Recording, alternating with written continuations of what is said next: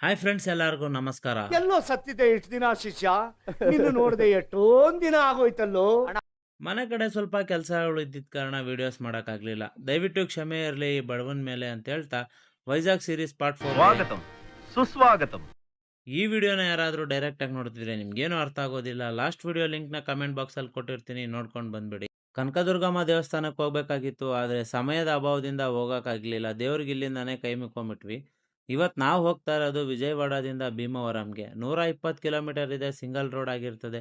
ಕೃಷ್ಣಾ ನದಿ ಕಡೆಯಿಂದ ನಾವು ಹೋಗ್ತಾ ಇರೋದು ಗೋದಾವರಿ ನದಿ ಕಡೆಗೆ. ವಿಜಯವಾಡ ಬಿಟ್ಟು 10 ಕಿಲೋಮೀಟರ್ ಮುಂದೆ ಬಂದಮೇಲೆ ನಮ್ಮ ಬೇಬಿಗೆ ಡೀಸೆಲ್ ಹಾಕ್ಸ್ಬೇಕು ಅಂತ ನಿಲ್ಲಿಸಿದ್ವಿ. ಇಲ್ಲಿನ ಡೀಸೆಲ್ ರೇಟ್ ಬಂದು 97 ರೂಪಾಯಿ ಇದೆ. ಬೆಂಗಳೂರಲ್ಲೇ ಫುಲ್ ಟ್ಯಾಂಕ್ ಮಾಡಿಸಿದ್ದು, ಮತ್ತು ಇಲ್ಲಿ ಫುಲ್ ಟ್ಯಾಂಕ್ ಮಾಡಿಸ್ತಾ ಇದ್ದೀವಿ. 860 ಕಿಲೋಮೀಟರ್ ರೋಡ್ ಇತ್ತು, ಇನ್ನೂ 3 ಪಾಯಿಂಟ್ ಡೀಸೆಲ್ ಇದೆ. ಇಲ್ಲಿ ಬಂಕಲ್ಲಿ ಡೀಸೆಲ್ ಹಾಕ್ಸ್ಕೊಂಡು ನಾವು ಹೊರಟಿರೋದು. ನೀನಿರಮ್ಮ, ಪಾಲು ಬೇಡ, ಮಜ್ಜಿಗೆ ಬೇಡ, ಫಸ್ಟು ಶೋರೂಮ್ ವಿಸಿಟ್ ಮಾಡಿದ್ರೆ ಸಾಕಾಗೈತೆ ಅಂದ್ಬಿಟ್ಟು ಶೋರೂಮ್ ಎಂಟರ್ ಆದ. ಇಲ್ಲಿ ಕೆಲಸ ಮುಗಿಯೋಷ್ಟೊತ್ತಿಗೆ ತುಂಬ ಹೊತ್ತೇ ಟೈಮ್ ಹಿಡಿದಿತ್ತು. ಶೋರೂಮ್ನವ್ರು ಹೇಳಿದ್ರು ಒಂದು ರೆಸ್ಟೋರೆಂಟಲ್ಲಿ ನಿಮಗೆ ಊಟ ಅರೇಂಜ್ ಮಾಡಿದ್ದೀವಿ ಅಂತ. ಆ ರೆಸ್ಟೋರೆಂಟ್ ಬಂದು ಹಾಟ್ಲೈನ್ಸ್ ರೆಸ್ಟೋರೆಂಟ್ ಅಂದ್ಬಿಟ್ಟು. ಊಟ ಚೆನ್ನಾಗೇ ಇತ್ತು.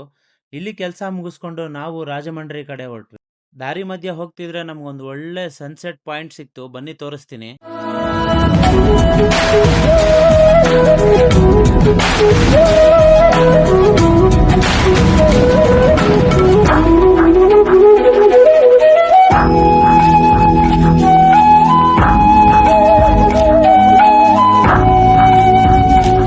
ಈ ಪ್ಲೇಸ್ನ ನೋಡ್ತಿದ್ರೆ ಸೇಮ್ ನಮ್ಮ ಮಂಡ್ಯದ ಹಳ್ಳಿಗಳು ಇದ್ದಂಗೆ ಇದೆ.